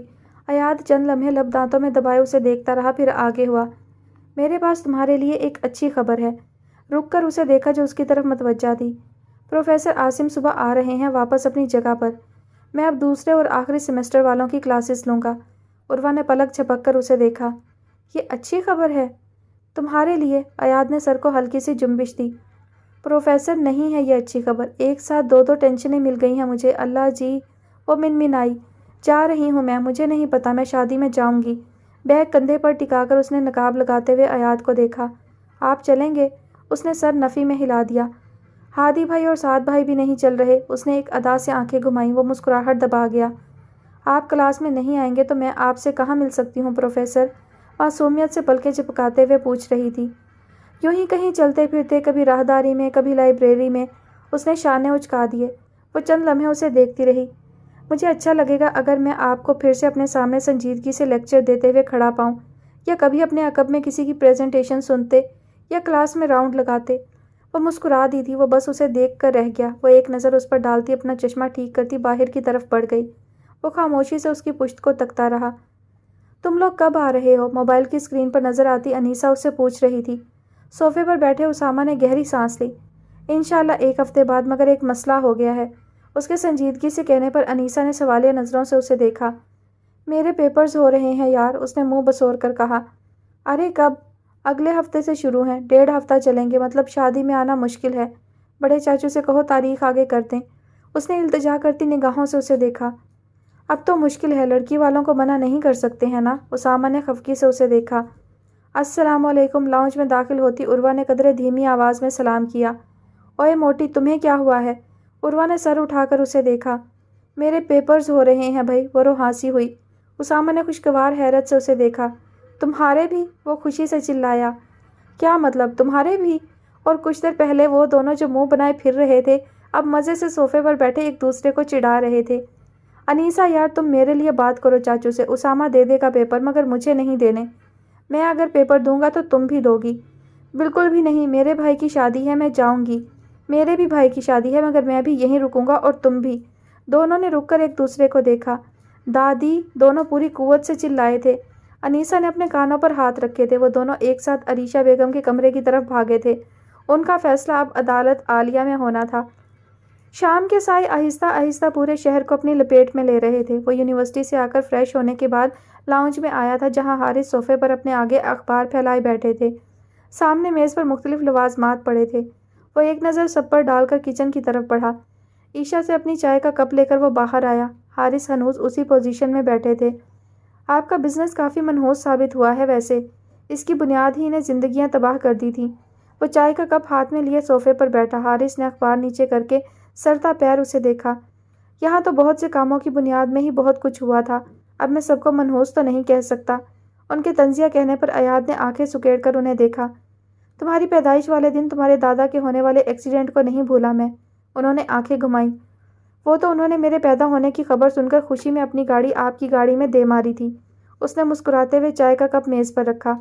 مجھے یاد ہے دادا کہتے تھے ان کی نالائق اولاد کو گاڑی بھی پارک کرنا نہیں آتی۔ حارث نے تل ملا کر پہلو بدلا۔ ویسے دادا کچھ اور بھی کہتے تھے۔ وہ مسکراہٹ دباتا سیدھا ہو کر بیٹھا۔ دعا ہے ان کا پوتا اپنے باپ پر نہ چلا جائے، زمانہ پہلے ہی محفوظ نہیں ہے۔ حارث نے تعصب سے سر ہلایا۔ اور تم ڈیٹ اپنے دادا کی بات نہیں مانی؟ باپ کی دعا کا پاس بھی تو رکھنا تھا۔ اس کے معصومیت سے کہنے پر حارث نے سر جھٹکا۔ آئینہ دیکھ لو برخوردار، اور صرف شکل ہی مجھ پر گئی ہے، عادات میں پتہ نہیں کس پر چلے گئے ہو۔ عادات بھی کافی ملتی جلتی ہیں۔ آپ نے بھی دادا کے پراپرٹی کے کام کو سنبھالنے کے بجائے اپنے بزنس کی بنیاد رکھی۔ میں بھی کچھ ایسا ہی کرنے کا سوچ رہا ہوں۔ حارث نے آنکھیں سکیڑ کر اسے دیکھا۔ تم بار بار بزنس کا ذکر کر کے میرے زخموں پر نمک چھڑک رہے ہو ایاد افندی۔ ان کے وارن کرنے پر وہ مسکرا دیا۔ آپ نے تو کہا تھا میں صفایا کر چکا ہوں آپ کی امیدوں کا۔ دل میں درد اب بھی ہوتا ہے، انہوں نے معصومیت سے کہتے ہوئے سر جھکایا۔ میری باتیں دل پر لیتے ہیں کیا آپ افندی صاحب؟ اگر میں یہ کام کرنے لگا تو بہت جلد دل کا مریض بن جاؤں گا، حارث نے آنکھیں گھما کر جواب دیا۔ اور یہی معاملہ میں آپ کی باتوں کے ساتھ کروں تو ذہنی مریض بن جاؤں گا، اس نے بھی آنکھیں گھما کر دو بدو جواب دیا تھا۔ وہ تو تم ہو۔ گھر کے ایک کونے میں مینٹل ازائلم بنوا لیں پھر۔ فی الحال میں باسکٹ بال کے لیے گراؤنڈ بنوانے کا سوچ رہا ہوں۔ کچھ لوگوں کو اپنا غصہ دبانے کے لیے اس کی ضرورت پڑتی رہتی ہے۔ ایاد نے چونک کر انہیں دیکھا جو پرسکون سا اسے دیکھتے مسکرا رہے تھے۔ اس کے ذہن میں جھماکا ہوا تھا، ماضی کے چند منظر لہرائے۔ حیرت سے اس نے حارث کو دیکھا۔ آپ نے میرے پیچھے اپنے آدمی لگائے ہوئے ہیں؟ بے یقینی سے آنکھیں پھیلائی اس نے حارث کو دیکھا۔ کیا کروں، سونے کے انڈے دینے والی مرغی کو ہاتھوں سے جانے تو نہیں دے سکتا۔ وہ کھل کر مسکرائے۔ ایاد نے دانت پیس کر انہیں دیکھا۔ ویسے مجھے امید نہیں تھی تم میری باتوں کو سنجیدہ لوگے، لیکن تم نے لیا ہے تو بتاؤ اب مینٹل ازائلم میں کب جمع کرواؤں؟ مبہم سا مسکراتے ہوئے وہ اس سے پوچھ رہے تھے۔ طنز کرنے کی ضرورت نہیں ہے، چلو ٹھیک ہے یہ بسکٹ کھاؤ، خاصے خستہ ہیں۔ انہوں نے میز پر رکھی پلیٹ کی طرف اشارہ کیا۔ میری زندگی بھی ان کی طرح خاصی خستہ ہے، وہ سر جھٹک کر زیر لب بڑبڑایا۔ میں اس وقت کا منتظر ہوں جب عنقریب تم کہو گے میری زندگی بادام کی طرح سخت اور کشمش کی طرح گہری سیاہ ہے، پستے کی طرح نمکین اور اخروٹ کی طرح ڈھیٹ ہے۔ یہ بھی ممکن ہے تم اپنی زندگی کو کسی سیاہ ہو چکے کیلے یا کچے آم سے تشبیہ دو۔ سرمئی آنکھوں میں شرارت ابھری، لبوں پر مچلتی مسکراہٹ گہری ہو گئی۔ ایاد نے سر جھٹک کر میز سے چائے کا کپ اٹھایا۔ چائے ٹھنڈی ہو گئی ہے، اس نے کپ لبوں سے ہٹاتے ہوئے کہا، پھر گردن ترچھی کر کے حارث کو دیکھا۔ میری زندگی کی طرح۔ حارث ہنس دیے تھے، جھک کر کپ میز پر رکھتا وہ بھی کھل کر ہنسا تھا۔ دادی بات سمجھنے کی کوشش کریں، ہم یہاں کیسے اکیلے رہیں گے؟ اسامہ نے بے چارگی سے عریشہ بیگم کو دیکھا۔ کیا مطلب، اتنے بڑے ہو گئے ہو، گھر میں ملازم ہے، عروہ بھی ہے، کیوں نہیں رہ سکتے تم؟ عریشہ بیگم کے ماتھے پر سلوٹیں نمودار ہوئیں۔ دادی جوان اولاد کو یوں تنہا گھر میں چھوڑ کر آپ سب کو لے کر کراچی جائیں گی؟ عروہ نے رونی صورت بنا کر انہیں دیکھا۔ عریشہ بیگم جھنجھلائیں۔ بھائی اسامہ ہے تمہارے ساتھ، بڑا ہو گیا ہے وہ، اب تم دونوں اکیلے کیسے ہو؟ آج دادا زندہ ہوتے نا تو کبھی ہمارے ساتھ ایسا نہیں ہونے دیتے۔ اسامہ نے نا نظر آنے والے آنسو پونچھتے ہوئے آخری حربہ آزمایا۔ تمہارے دادا ہوتے تو خود رک جاتے یہاں، میں بھی رک جاؤں، مگر وہاں بیٹے کا معاملہ ہے، بڑے پوتے کی شادی ہے، مگر تم لوگوں کی وجہ سے رک جاؤں گی۔ نہیں شریک ہوتی میں اپنے پوتے کی خوشی میں۔ دونوں نے پسیج کر عریشہ بیگم کو دیکھا۔ ایسے تو نہ کہیں دادی، آپ جائیں، ہم رہ لیں گے، دونوں نے اپنے دلوں پر پتھر رکھ کر کہا تھا۔ صدقے جاؤں اپنے بچوں کے، عریشہ بیگم نے مسکراتے ہوئے دونوں کے سروں پر ہاتھ رکھا۔ دونوں جبراً مسکرا دیے۔ فکر نہ کرو تم اسامہ، عروہ کی شادی پر ساری کسریں نکال لینا۔ عروہ نے صدمے سے آنکھیں پھیلائے انہیں دیکھا۔ کون سی شادی؟ کس کی شادی؟ میں نہیں کر رہی کوئی شادی وادی، یا آپ لوگ میری شادی کا ذکر نہ چھیڑا کریں۔ وہ بیڈ پر آلتی پالتی مار کر بیٹھی۔ کیوں بھائی، اب تو تمہارا شوہر بھی آ گیا ہے، بتاؤں دادی کو تمہارے پلانز؟ اسامہ نے اس کے کان میں سرگوشی کی۔ اس نے ایک مکہ اس کے کندھے پر رسید کیا تھا۔ ہاتھ ہے کہ ہتھوڑا؟ تھوڑا کھا پی لیا کرو، ہڈیاں ہی ہیں صرف۔ وہ اپنا کندھا سہلاتے ہوئے دبا دبا سا چلایا۔ اچھا بس لڑنا نہ شروع کر دینا۔ عروہ یہ ذرا میرے کپڑے استری کر دو تم، صبح یونیورسٹی چلی جاتی ہو، اب مجھ میں اتنی ہمت نہیں ہے کہ خود کروں۔ عروہ منہ بسورتی بیڈ سے اتری۔ دادی میں جا رہا ہوں پڑھنے۔ اسامہ نے راہ فرار اختیار کرنا چاہی۔ ارے لڑکے ادھر آؤ ذرا، پہلے ذرا وہ الماری کھولو، کل کتاب رکھی تھی میں نے، مل نہیں رہی۔ عروہ نے زبان نکال کر اسے چڑھایا تھا۔ وہ منہ بناتا عریشہ بیگم کی الماری کی طرف بڑھا۔ اس کا اگلا 1 گھنٹہ یہیں گزرنے والا تھا، کیونکہ کتاب ملنے پر عریشہ بیگم کی اگلی فرمائش کتاب پڑھ کر سنانے کی ہونی تھی۔ ہر گزرتے لمحے کے ساتھ غروب آفتاب کا وقت قریب آ رہا تھا۔ آسمان پر رفتہ رفتہ بادل جمع ہونے لگے تھے۔ وہ ایاد کے ساتھ بیٹھا اسے ریاضی کا کوئی سوال سمجھا رہا تھا جب انیکا نے اس کے آگے چائے کا کپ رکھا۔ اس نے سر اٹھا کر انہیں دیکھا، پھر مسکرا دیا۔ وہ اب دوسرے صوفے پر بیٹھے ہادی کو چائے پکڑا رہی تھیں۔ وہ روزانہ یونیورسٹی کے بعد سیدھا یہیں آتا تھا، مگر محمل کے حال ہی میں شروع ہونے والے پیپرز کی وجہ سے وہ پچھلے 2 دنوں سے پہلے گھر جاتا تھا۔ محمل کی تیاری کروا کر پھر مغرب کے وقت یہاں آتا تھا اور تھوڑی دیر یہاں بیٹھ کر واپس گھر چلا جاتا تھا۔ اپنی اس روٹین سے اسے جو تھکاوٹ ہوتی تھی وہ انیکا اور عباد کے ساتھ بیٹھنے سے اتر جاتی تھی۔ جہاں تک بات محمل کی تھی تو وہ اکثر کالج سے واپسی پر ہادی کے ساتھ یہاں آتی تھی، مگر پچھلے 2 دنوں سے وہ نہیں آئی تھی۔ عباد کو اس سے ملنے کا جتنا تجسس تھا اتنا ہی اسے بھی عباد سے ملنے کا تھا، مگر جب وہ آتی تھی تب عباد ٹیوشن ہوتا تھا، اور جب اس نے ٹیوشن جانا بند کیا تو وہ یہاں نہیں آئی۔ ایاد نے کئی بار انہیں تصویریں دکھانے کی کوشش کی، مگر دونوں کی ضد تھی کہ آمنے سامنے ہی ملیں گے، پھر بھلے جتنے عرصے بعد ملیں، اور کون جانتا تھا وہ دونوں ایک دوسرے سے ملنے پر کتنا بڑا تماشا کرنے والے تھے۔ وہ عباد کو سوال سمجھاتا چائے پی رہا تھا، جبکہ ہادی انیکا سے گپ شپ میں مصروف تھا۔ ہلکی سی کلک کی آواز کے ساتھ اپارٹمنٹ کا دروازہ کھلا۔ سب نے چونک کر آنے والے کو دیکھا۔ ارے ہادی تم یہاں؟ آنے والا ساتھ تھا اور وہ دوسرے صوفے پر بیٹھے ایاد کو نہیں دیکھ پایا تھا، تبھی قدرے بے تکلفی سے پوچھ بیٹھا۔ ہادی نے گڑبڑا کر ایاد کو دیکھا جو آنکھوں میں کئی سوال لیے سعد اور ہادی کو دیکھ رہا تھا۔ وہ سعد کو جانتا تھا، وہ مرحا کا شوہر تھا، مگر وہ اس کی ماں کے گھر کیا کر رہا تھا، اور یہ بھی کہ اس کے پاس اپارٹمنٹ کی چابی بھی تھی۔ کیوں؟ سعد آؤ بیٹھو، انیکا بیگم نے حلق تر کرتے ہوئے کہا۔ سعد بھی ایاد کو دیکھ چکا تھا اور اس کی آنکھوں میں ابھرتے سوالوں کو بھی پڑھ چکا تھا، تبھی اضطراب کی کیفیت میں کھڑا تھا۔ انا اب سعد کو کیسے جانتی ہیں؟ وہ سنجیدگی سے پوچھ رہا تھا۔ عباد ہونک بنا کبھی ایاد کو کبھی سعد کو دیکھ رہا تھا۔ ایک اس کا بھائی تھا، دوسرا ماموں زاد بھائی۔ ایاد آبی اور سعد بھائی ایک دوسرے کو نہیں جانتے؟ اس کے ننھے دماغ میں سوال ابھرا تھا۔ آدی یہ، انہوں نے رک کر ایاد کو دیکھا جو ان کے جواب کا منتظر تھا۔ حیدر بھائی کا بیٹا سعد ہے۔ ایاد نے بے یقینی سے سعد کو دیکھا تھا، آنکھیں حیرت سے پھیلی تھیں۔ لاؤنج میں بے چین کرتی خاموشی چھا گئی تھی، اس کی نظریں سعد سے ہوتی ہادی پر ٹکیں۔ تم اسے جانتے تھے نا؟ ہادی نے ہونٹ بھیجے معصومیت سے اسے دیکھا۔ ایاد میں؟ تم اسے جانتے تھے ہادی؟ اس کی آواز قدرے تیز ہوئی تھی۔ ہادی نے سر ہلا دیا۔ اس نے ہونٹ بھیجے تھے، ضبط کے مارے جبڑے تن گئے تھے۔ وہ صوفے سے اٹھ کھڑا ہوا۔ شکل مت دکھانا مجھے اپنی۔ لال ہوتی آنکھوں سے ایک سخت نظر ہادی پر ڈال کر وہ باہر کی طرف بڑھا، تیزی سے اپارٹمنٹ کا دروازہ کھولا اور باہر نکل گیا۔ دھاڑ کی آواز سے دروازہ بند ہونے پر ہادی نے پلک جھپکی، پھر تیزی سے باہر کی طرف لپکا۔ سعد بھی اس کے پیچھے بھاگا۔ اپارٹمنٹ سے نکل کر وہ اب تیز تیز قدم اٹھاتا سڑک پر چل رہا تھا۔ ہر گزرتے لمحے کے ساتھ اس کا چہرہ غصے سے لال ہوتا جا رہا تھا۔ ہادی سعد کو جانتا تھا، مطلب وہ انیکا کے بارے میں بھی جانتا تھا۔ وہ اسی کے سامنے اپنی ماں کو ڈھونڈنے لندن گیا۔ 2 سال وہ اپنوں سے دور رہا۔ ہادی نے اسے سب چھپایا۔ اس نے مٹھیاں بھینچی تھیں۔ ایاد رک جاؤ یار، بات تو سنو میری۔ اپنے عقب سے ہادی کی آواز آنے پر اس کے بڑھتے قدموں کی رفتار میں مزید تیزی آئی۔ ابے گدھے رک جا، بات سن میری۔ ہادی اب بھاگ کر اس کی طرف آ رہا تھا۔ وہ لب کچلتا سامنے موجود پارک میں داخل ہو گیا جو حسب معمول خالی تھا۔ ہادی اور سعد بھی اس کے پیچھے اندر آئے۔ موٹے رک نہ، ہادی کی دہائی پر وہ رکا، پھر تیزی سے پلٹا۔ میرے پیچھے مت آؤ دونوں، ورنہ منہ تڑوا بیٹھو گے۔ اس نے دونوں کو وارننگ دی۔ کر لو یہ شوق بھی پورا کر لو، مگر اس کی بات بیچ میں ہی رہ گئی تھی۔ ایاد نے دائیں ہاتھ کا مکہ بنا کر پوری قوت سے اس کے منہ پر مارا تھا۔ وہ لڑکھڑا کر پیچھے ہٹا۔ آدھی ہماری بات سعد کو بھی اس نے اسی ہاتھ سے مکہ مار کر خاموش کروایا تھا۔ وہ دونوں اپنے گال سہلاتے ہوئے مسکراہٹ دبا گئے تھے۔ ماضی کے چند منظر ان کی آنکھوں کے سامنے لہرائے تھے۔ سال پہلے ان دونوں نے ایک دوسرے کو پیٹا تھا، آج وہ دونوں اس گدھے سے پٹ رہے تھے۔ میرے سامنے مت آنا اب، دونوں کو گھورتا وہ پلٹ کر آگے بڑھ گیا۔ ہادی اور سعد نے ایک دوسرے کو دیکھا، پھر اس کے پیچھے لپکے۔ یار بھائی بات سن لینا، اب تو مارنے کا شوق بھی پورا ہو گیا۔ ہادی نے ایک بار پھر اسے آواز دی۔ وہ پاس رکھے ایک بینچ پر بیٹھ گیا۔ سعد اور ہادی اسی بینچ کے پیچھے رکھی بینچ پر بیٹھ گئے۔ یار یہ سچ ہے، میں سب جانتا تھا، مگر میں چاہتا تھا تم سے چچی خود ملے، اور ویسے بھی جب میں اور سعد ملے تھے تب میں نے کبھی نہیں سوچا تھا میں اس سالے کو معاف کروں گا۔ میری شادی سے ہفتہ پہلے یہ سین ہوا تھا، تب تم لندن میں تھے۔ ہادی نے صفائی پیش کی۔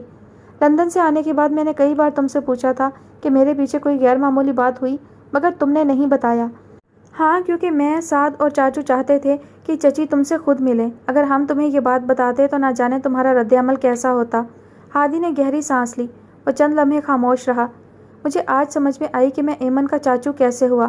اس نے دانت پیسے۔ آدی میں نے تمہارے لندن سے آنے کے بعد پھپھو کو تمہارے بارے میں بتایا تھا، مگر صرف یہی کہ تم انہیں کہاں مل سکتے ہو۔ میں چاہتا تھا جب تم ان سے ملو تو جو کچھ اب تک تمہارے ساتھ ہوا وہ سب تم خود انہیں بتاؤ۔ رہی بات میرے اور ہادی کے ملنے کی، تو ہم صرف تمہارے لندن سے آنے کے انتظار میں تھے، اور اس سے پہلے ایک دوسرے کو پیٹنے میں مصروف تھے۔ سعد آخر میں ہلکا سا مسکرا دیا۔ افندی صاحب جانتے تھے سعد کے بارے میں؟ ہاں، وہ تو سعد کے باپ سے بھی ملے تھے۔ ہادی نے کندھے اچکا دیے۔ افندی صاحب بھی گیم کھیل گئے میرے ساتھ۔ وہ سر جھٹک کر زیر لب بڑبڑایا، پھر ان کی طرف متوجہ ہوا۔ تم دونوں نے کہہ دیا، میں نے سن لیا، اب نظر مت آنا مجھے۔ وہ بینچ سے اٹھ کھڑا ہوا تھا۔ ہادی اور سعد تیزی سے اس کے آگے آئے۔ زیادہ ڈرامے دکھانے کی ضرورت نہیں ہے، اچھا؟ ہادی نے آنکھیں گھمائی۔ وہ دانت پیس کر رہ گیا۔ یار اب معاف کر دینا، غلطی ہو گئی۔ اس نے ایک نظر ہادی کو دیکھا، پھر سعد کو جو التجا کرتی نظروں سے اسے دیکھ رہا تھا۔ وہ چند لمحے دونوں کو دیکھتا رہا، پھر آگے بڑھ کر دایاں بازو ہادی کے کندھے پر اور بایاں بازو سعد کے کندھے پر پھیلاتے ہوئے ان کے گلے لگا تھا۔ بہت بڑے ذلیل انسان ہو تم دونوں۔ وہ دونوں مسکرا دیے تھے۔ اس موقع پر مجھے ایک شعر یاد آیا، ہادی نے اس سے الگ ہوتے ہوئے کہا۔ عرض کیا ہے، اس نے گلا کھنکارا۔ کچھ لوگ خزانے کی طرح ہوتے ہیں، کچھ لوگ خزانے کی طرح ہوتے ہیں، دل کرتا ہے زمین میں ہی گاڑ دیں۔ وہ معصومیت سے مسکرایا۔ سعد اور ایاد نے ایک دوسرے کو دیکھا، پھر شرٹ کے بازو اوپر چڑھاتے ہوئے ہادی کی طرف بڑھے۔ ہادی نے ان کے خطرناک تیور دیکھ کر پارک سے باہر کی طرف دوڑ لگا دی تھی۔ پارک سے نکلتے ہوئے وہ تیز آواز میں چلایا تھا، کوسے قضا کے رنگ تھے میرے خلوص میں، احباب سارے رنگوں کے اندھے ملے مجھے۔ سرمئی بادلوں پر اب سیاہ چاشنی چھڑکی جا رہی تھی۔ سیاہ لبادہ اوڑھتے بادلوں کی اوٹ سے چاند نکل آیا تھا، اور کبھی کبھی راتیں روشن ہوتی ہیں اور صبح کا نزول تاریک لمحہ ہوتا ہے۔ انہیں یہاں آئے 1 ماہ ہو چکا تھا۔ مختلف مارگوں کے بعد آج وہ آخری مارکہ کرنے والے تھے، جس میں کامیابی یا ناکامی ان کا مقدر ٹھہرنی تھی۔ صبح فجر کے بعد سے ہی وہ سب تیاریوں میں مصروف تھے، اور دن کے چڑھتے ہی وہ لوگ یہاں سے نکل گئے۔ کالے رنگ کی وین میں وہ چاروں بیٹھے ایک بار پھر پلان دہرا رہے تھے۔ سیاہ جینس پر سیاہ جیکٹ پہنے سیٹ کی پشت سے ٹیک لگا کر بیٹھا آریان، آگے ہو کر مشل کی بات سنتا حسان، عنابی رنگ کے کپڑوں میں ملبوس، سر پر پی کیپ ٹکائے نقشے کی مدد سے پلان سمجھاتی مشل، اور اس کے مقابل بیٹھا شہریار۔ پلان دہرانے کے بعد وہ سب ارد گرد کا جائزہ لینے لگے۔ جب حسان کی نظر مشل کی پی کیپ پر ٹکی، لبوں پر مسکراہٹ رینگ گئی۔ کمانڈر آپ کی کیپ اچھی لگ رہی ہے، مشل نے تعظیماً سر جھکایا۔ آریان نے ایک نظر حسان پر ڈالی، پھر شیشے کے پار دیکھتے ہوئے گویا ہوا، آریان کی ہے؟ ہاں واقعی آریان کی ہے، حسان نے آنکھیں گھماتے ہوئے آریان پر زور دے کر کہا۔ وہ بس ہلکا سا مسکرا دیا۔ گاڑی مختلف راستوں سے گزرتی ایک بڑی سی عمارت کے سامنے رکی۔ وہ سب چونکنے ہو کر بیٹھے۔ اپنی پستولیں اٹھا کر وہ باری باری وین سے اترے اور پلان کے مطابق چاروں اطراف کا جائزہ لینے کے بعد اندر کی طرف بڑھے۔ دروازے پر کھڑے گارڈز کو کلوروفارم کی مدد سے بے ہوش کر کے آریان اور حسان ان گارڈز کا گیٹ اپ کرنے لگے، جبکہ مشل اور شہریار انہیں گاڑی میں لا کر باندھنے لگے۔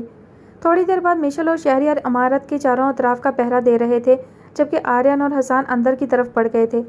اندر داخل ہو کر وہ سب کی نظروں سے بچتے راہداری میں چلنے لگے۔ تم دونوں یہاں کیا کر رہے ہو؟ ان سے ذرا فاصلے پر کھڑے گارڈ نے مشکوک نگاہوں سے دونوں کو دیکھا۔ آریان اور حسان چپ چاپ چلتے رہے۔ تم سے پوچھ رہا ہوں، وہ گارڈ تیزی سے دونوں کی طرف آیا۔ آریان نے ہاتھ بڑھا کر اسے اپنی گرفت میں لیا، اس کے منہ پر ہاتھ رکھ کر تیزی سے اس کی گردن گھمائی۔ کڑک کی آواز سے گردن کی ہڈیاں ٹوٹی اور وہ آدمی وہیں ڈھیر ہو گیا۔ حسان نے تیزی سے آگے بڑھ کر باتھ روم کا دروازہ کھولا۔ واش بیسن کے سامنے کھڑے شخص نے بوکھلا کر اسے دیکھا۔ حسان نے تیزی سے پستول نکال کر ٹریگر دبا دیا۔ خاموشی سے وہ شخص وہیں ڈھیر ہو گیا۔ آریان تیزی سے باہر مارے گئے آدمی کو اندر لایا تھا۔ دونوں کی لاشوں کو ٹھکانے لگا کر دونوں نے ایک دوسرے کو دیکھا، پھر سر کو جنبش دیتا آریان باہر کی طرف بڑھا۔ وہ دروازے کے باہر پہرا دینے لگا جبکہ حسان جیکٹ میں چھپے بم کو نکال کر اسے سیٹ کرنے لگا۔ کمانڈر، میں ٹائم آن کر رہا ہوں۔ مشل نے اس کی بات سن کر سر ہلایا۔ حسان نے زیر لب دعا پڑھتے ہوئے بٹن دبا دیا۔ بم پر 5 منٹوں کا وقت لگ گیا۔ حسان تیزی سے باہر کی طرف بڑھا۔ جلدی چلو اب۔ وہ اپنی پی کیپ ٹھیک کرتا آریان کے ساتھ وہاں سے نکلا۔ عمارت کے وسط میں پہنچ کر انہوں نے ارد گرد دیکھا۔ سب حسب معمول اپنے کاموں میں مصروف تھے۔ بم کے پھٹنے میں 4 منٹ باقی تھے۔ اس سے پہلے کہ وہ دونوں باہر نکلتے دونوں کو کوئی نسوانی چیخ سنائی دی۔ خدا کا واسطہ ہے مجھے چھوڑ دو، رحم کرو مجھ پر۔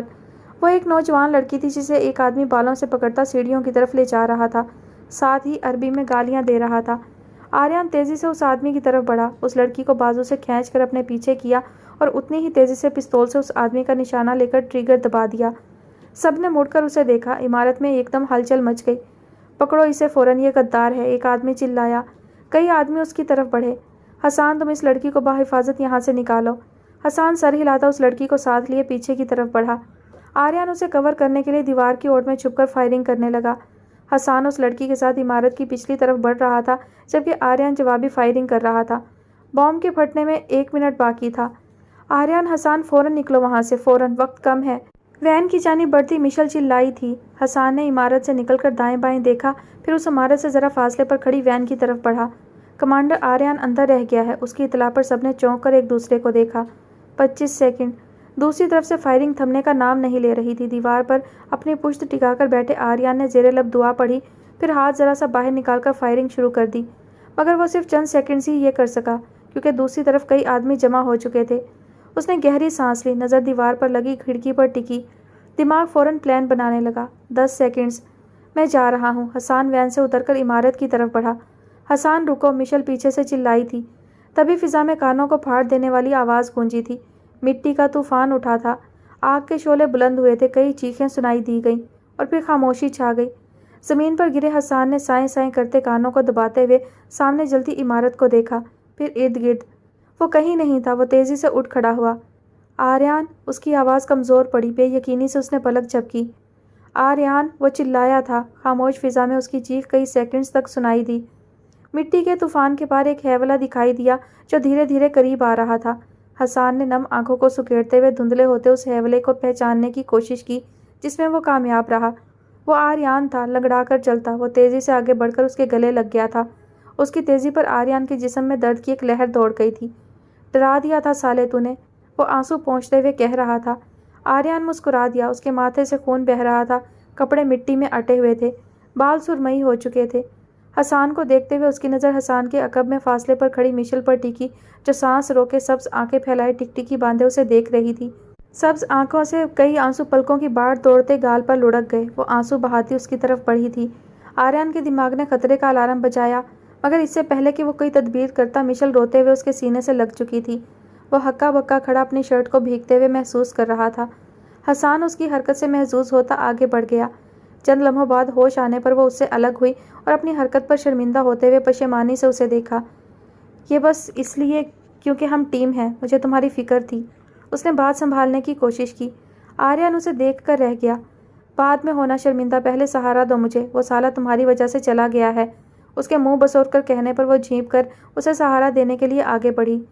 اسے وین میں بٹھا کر جب وہ باہر کھڑی اپنی حرکت پر اپنے آپ کو ملامت کر رہی تھی تو وین میں بیٹھا حسان آریان کے منہ کو دیکھ کر ہنسی دبا رہا تھا۔ دانت مت نکال۔ یار ہنسی خود آ رہی ہے، میں کیا کروں؟ وہ بے ساختہ گردن گرا کر ہنس دیا تھا۔ آریان نے دانت پیس کر اسے دیکھا۔ اب کہو اسے اندر آ جائے، چلیں، اب میری ٹانگ کو کچھ ہو گیا ہے۔ اس کے تب کر کہنے پر حسان مشل کو بلانے کے لیے باہر نکلا۔ آریان کی نظر اپنے برابر میں بیٹھے شہریار پر پڑی جو دانت نکالے اسے ہی دیکھ رہا تھا۔ عجیب مصیبت ہے، وہ سر جھٹک کر زیر رب بڑبڑایا۔ کچھ دیر بعد ان کی گاڑی اپنی منزل کی طرف رواں دواں تھی۔ وہ کامیاب لوٹے تھے اپنے شہداء کا انتقام لے کر، خون کے بدلے خون، جان کے بدلے جان۔ کلاس میں طلبہ کی ہلکی پھلکی گپ شپ کی آوازیں سنائی دے رہی تھیں۔ وہ منہ بنائے کرسی پر بیٹھی میز پر رکھے رجسٹر پر پینسل سے لکیریں کھینچ رہی تھی۔ حیا جو پچھلے 5 منٹ سے اس کی حرکتیں دیکھ رہی تھی آخر صبر نہ ہوا تو پوچھ بیٹھی، منہ کیوں بنائے بیٹھی ہو تم؟ عروہ نے گردن ترچھی کر کے ایک نظر اسے دیکھا، پھر ناک سکیڑتی واپس اپنے کام میں مشغول ہو گئی۔ صحیح ہے بھائی، یہاں تو لوگوں کے مزاج ہی نہیں ملتے۔ حیا کے طنز پر بھی وہ اپنے کام میں مشغول رہی۔ تھوڑی ہی دیر گزری تھی کہ کلاس میں خاموشی چھا گئی۔ اس نے سر اٹھا کر سامنے دیکھا تو ایاد افندی پروفیسر عاصم کے ساتھ اندر آ رہے تھے۔ تمام طلبہ خوشگوار حیرت سے مسکراتے ہوئے اٹھ کھڑے ہوئے۔ وہ اب طلبہ کے سلام کا جواب دیتا پروفیسر عاصم سے کوئی بات کر رہا تھا۔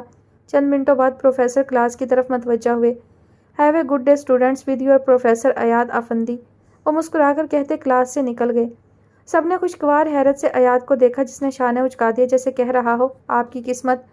سر، کیا آج اس خوشی میں ہم نیوٹن سر کے قوانین کے علاوہ ہلکی پھلکی گپ شپ کر سکتے ہیں؟ کلاس کے سی آر کی بات پر کلاس میں دبی دبی سی ہنسی کی آوازیں سنائی دیں۔ یہی نیوٹن سر آپ کے پیپرز میں آپ کو دن میں تارے دکھانے والے ہیں، خلاف معمول وہ مسکراتے ہوئے کہہ رہا تھا۔ وہ مرد نہیں جو ڈر جائے نیوٹن سر کے قوانین سے۔ اگر پیپر مشکل آ جائے تو پاس ہو کر دکھانا لازم ہے۔ ایک شوخ لڑکے نے ایک شیر کی ٹانگ توڑ دی۔ تم پر واقعی پاس ہو کر دکھانا لازم ہے شجاع، اس کے معنی خیز انداز میں ہنس کر کہنے پر سب ہنس دیے تھے۔ عروہ حیرت سے آنکھیں پھاڑے اسے دیکھ رہی تھی۔ اسے ہادی کا سنایا شعر یاد آ رہا تھا۔ بدلے ہیں مزاج کچھ اس طرح سے جناب کے، آج وہ محض مسکرائے نہیں کھل کر ہنسے ہیں۔ سر، آپ کے خیال میں آج کے معاشرے میں سب سے بڑی برائی کیا ہے؟ ایک لڑکے کے سوال پر عروہ خیالوں سے باہر آئی اور چشمے کے پار سے اسے دیکھا جو اب کہہ رہا تھا، آج آپ کو بولنے کا موقع دیا جاتا ہے، میں تو روز بولتا ہوں۔ اس نے شانے اچکا دیے۔ چند لمحوں تک طلبہ اپنے اپنے خیالات پیش کرتے رہے۔ آخر ایک لڑکے نے کچھ سوچنے کے بعد پوچھا، سر طلاق کے بارے میں کیا کہتے ہیں آپ؟ وہ شجاع تھا، کلاس کا سب سے شوخ مزاج لڑکا۔ اس کا سوال سب کے لیے غیر متوقع تھا۔ ایاد چند پل پلکیں جھپکتا اسے دیکھتا رہا، پھر لب آزاد کیے۔ طلاق اللہ کے نزدیک سب سے ناپسندیدہ عمل ہے۔ اس کے 3 الفاظ سے اللہ کا عرش تک ہل جاتا ہے۔ ہمارے معاشرے کی برائیوں میں طلاق بھی شامل ہے۔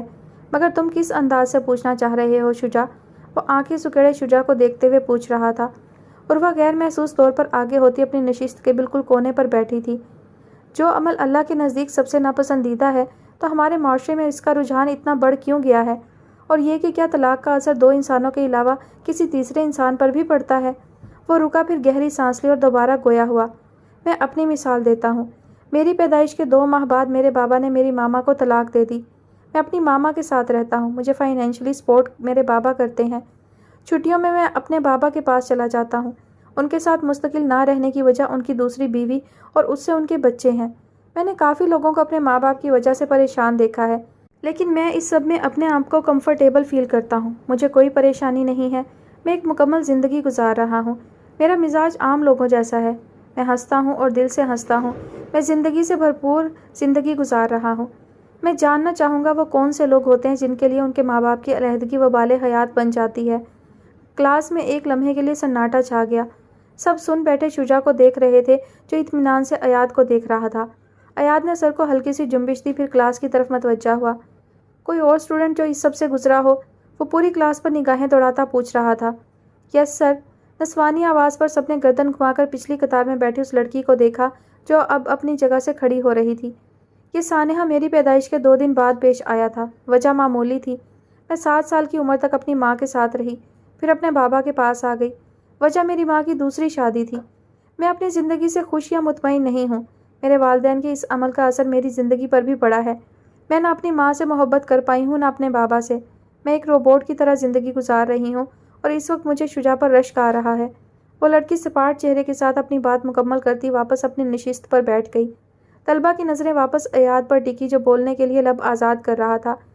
چند ثانیے کلاس میں خاموشی چھائی رہی، پھر اس کی آواز نے سکوت کو توڑا۔ حالات، ایک ہی عمل نے 2 مختلف قسم کے حالات کو پیدا کیا، تبھی 2 انسانوں کے مزاج مختلف ہوئے۔ شجاع، تمہیں یقیناً اپنے سوال کا جواب مل گیا ہوگا۔ اس نے رک کر شجاع کو دیکھا، پھر دوبارہ گویا ہوا۔ تم جن حالات سے گزرے ہو سارا ان حالات سے نہیں گزری۔ تم جس ماحول میں رہ رہے ہو وہ اس ماحول سے منفرد ہے جس میں سارا رہ رہی ہے۔ محبت لفظ سنا ہے آپ نے؟ اس نے ایک سوالیہ نظر پوری کلاس پر ڈالی۔ میں ٹین ایجرز کی بے وقوفیوں کی بات نہیں کر رہا جنہیں وہ محبت کا نام دیتے ہیں۔ میں ان رشتوں سے محبت کی بات کر رہا ہوں جن کے درمیان اللہ نے ہمیں بھیجا۔ ماں باپ، بہن بھائی، یہ اولین رشتے ہیں جن کے ساتھ ہم رہتے ہیں۔ ان رشتوں میں محبت کا عنصر رگوں میں دوڑتے خون کی طرح شامل ہوتا ہے۔ یہ بھی تو ممکن ہے کہ شجاع اپنی زندگی سے مطمئن ہے کیونکہ اسے اپنی ماں اور اپنے باپ سے بھرپور محبت مل رہی ہے۔ یہ بھی تو ہو سکتا ہے کہ سارا کی ادھوری زندگی کی وجہ محبت کا نہ ملنا ہو اس نے رک کر ایک نظر سارا پر ڈالی۔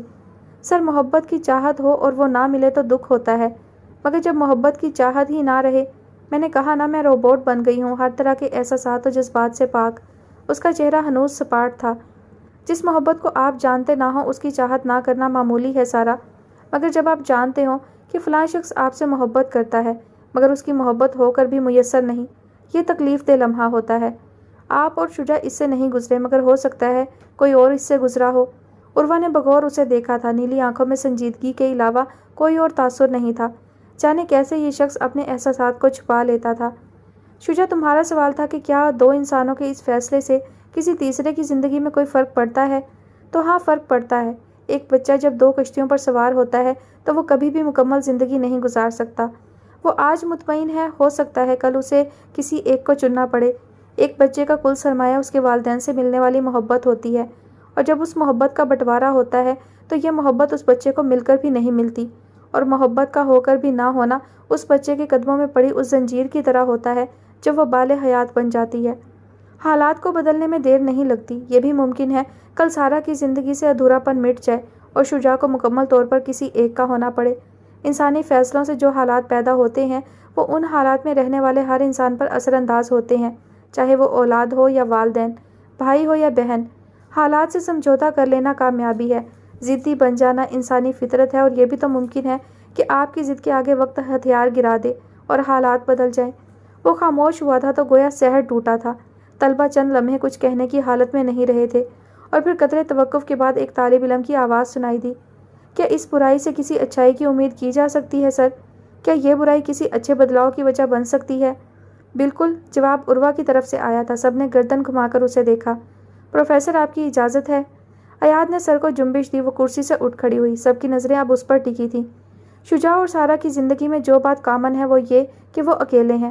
ہمارے معاشرے میں ایسے لوگ بھی ہیں جو اکیلے نہیں ہیں، ان کے ساتھ یہ تکلیف جھیلنے والے ان کے بھائی اور بہنیں بھی ہیں۔ ایاد نے چونک کر اسے دیکھا تھا جو ایک لمحے کے وقفے کے بعد دوبارہ گویا ہوئی۔ سوال ہے کہ کیا اس برائی سے کسی اچھے بدلاؤ کی امید کی جا سکتی ہے؟ تو ہاں، کی جا سکتی ہے، اور وجہ وہ ایک فرد ہے جو اپنے والدین کی علیحدگی کے بعد اپنے بھائی یا بہن کا سرپرست بنتا ہے۔ انسانی فطرت ہے کہ وہ جس درد سے گزرتا ہے وہ پوری کوشش کرتا ہے کہ اس کے پیارے کبھی اس درد سے نہ گزریں۔ وہ بچہ بھی یہی کوشش کرتا ہے۔ وہ ایک طرفہ محبت سے محروم ہو کر زندگی گزار رہا ہوتا ہے، تبھی اس کی کوشش ہوتی ہے اس کے بھائی بہن اس محبت سے محروم نہ ہوں۔ بدلاؤ محبت میں آتا ہے۔ وہ عام بھائیوں سے مختلف بھائی بنتا ہے۔ اس کی محبت کا پیمانہ سمندر ہوتا ہے، محبت کا وہ سمندر جو محبت کے پیاسے کو سیراب کر دے۔ یہ فرق صرف بھائی بہنوں کی محبت میں نہیں آتا، بلکہ وہ ہر رشتے کو عام لوگوں سے ہٹ کر چاہتا ہے، بھلے وہ باپ ہو، بھائی یا بہن ہو یا… وہ رکی، نظر اٹھا کر ایاد کو دیکھا جو ساکت کھڑا اسے دیکھ رہا تھا۔ اس نے سانس رو کے اسے دیکھا، پھر لب آزاد کیے۔ یا بیوی ہو؟ نظریں جھکا کر اس نے گہری سانس لی، پھر دوبارہ گویا ہوئی۔ وہ بچہ اپنی محرومیوں کی وجہ سے مستقبل میں ایک اچھا بھائی، ایک اچھا بیٹا، ایک اچھا شوہر، حتیٰ کہ ایک اچھا باپ بھی بن سکتا ہے۔ وجہ یہ ہے کہ وہ جن محرومیوں سے گزرا ہے وہ کبھی اپنے پیاروں پر ویسے حالات نہیں آنے دے گا۔ وہ خاموش ہوئی۔ سب کی نظریں اس پر ٹکی تھیں۔ چند لمحے خاموشی چھائی رہی، پھر سارا کی آواز نے سکوت توڑا۔ کیا تم نے اپنے ارد گرد ایسا کوئی بچہ دیکھا ہے عروہ؟ بے اختیار اس کی نظر ایاد پر ٹکی تھی جو اس کی نظروں کا مفہوم سمجھتے ہوئے غیر محسوس طریقے سے نفی میں سر ہلا رہا تھا۔ اس نے دھیرے سے سر کو ہلکی سی جنبش دی۔ ہاں، دیکھا ہے، اور میں وثوق سے کہہ سکتی ہوں کہ وہ بچہ رشتوں کے معاملے میں اس دنیا کے کامیاب ترین انسانوں میں سے ایک ہے۔ وہ آج ایک اچھا بیٹا بھی ہے اور ایک اچھا بھائی بھی۔ اس کی آنکھوں میں نمی چمکنے لگی تھی۔ چہرہ مسلسل جوش سے بولنے کی وجہ سے تپنے لگا تھا۔ اس نے نظروں کا رخ ایاد کی طرف کیا اور لب آزاد کیے۔ اگر میں کبھی دوبارہ اس بچے سے مل سکی تو سر اٹھا کر فخر سے کہوں گی، oh man, you beat the whole world. نم آنکھوں سے وہ مبہم سا مسکرائی تھی۔ اس کی مسکراہٹ نقاب کے پیچھے چھپ گئی تھی، مگر آنکھوں میں چمک واضح تھی۔ کبھی ہمیں بھی اس سے ملوانا عروہ، سارا ہلکا سا مسکراتے ہوئے کہہ رہی تھی۔ وہ بس مسکرا دی، پھر ایک نظر ایاد پر ڈال کر کرسی پر بیٹھ گئی۔ ایاد نے چند لمحے خاموشی سے گزارے۔ کچھ دیر پہلے عروہ کے کہے گئے الفاظ اسے خواب لگ رہے تھے۔ اس کی سوچ مثبت تھی۔ اس نے زندگی کا مثبت پہلو بتایا تھا، وہ پہلو جس سے شاید وہ ناآشنا تھا۔ اس نے گہری سانس لی، پھر شجاع کو دیکھا۔ تمہیں تمہارے سارے سوالوں کا جواب مل گیا ہے شجاع؟ یس سر، شجاع نے مسکراتے ہوئے سر ہلا دیا۔ مگر مجھے اب اس انسان سے ملنے کا تجسس ہو رہا ہے سر، مجھے ملنا ہے اس سے۔ سارا کے کہنے پر اس نے ایک نظر اسے دیکھا، پھر نظروں کا رخ عروہ کی طرف کیا جو سارا کے انداز پر آنکھوں میں غصہ لیے اسے گھور رہی تھی۔ نگاہوں کا رخ پھیرتے ہوئے وہ مسکراہٹ دبا گیا۔ امید ہے آپ کی یہ خواہش پوری ہو سارا۔ عروہ نے نگاہوں کا رخ تیزی سے اس کی طرف کر کے حیرت اور صدمے سے اسے دیکھا تھا، جو اب مسکراہٹ دباتا شجاع سے بات کر رہا تھا۔ اس نے دانت پیستے ہوئے ہاتھ میں پکڑے قلم پر زور دیا تھا۔ کھڑوس انسان، ملواتی ہوں میں اسے تو۔ دل ہی دل میں اسے سناتی وہ غصہ ضبط کرتی لب بھیج گئی تھی۔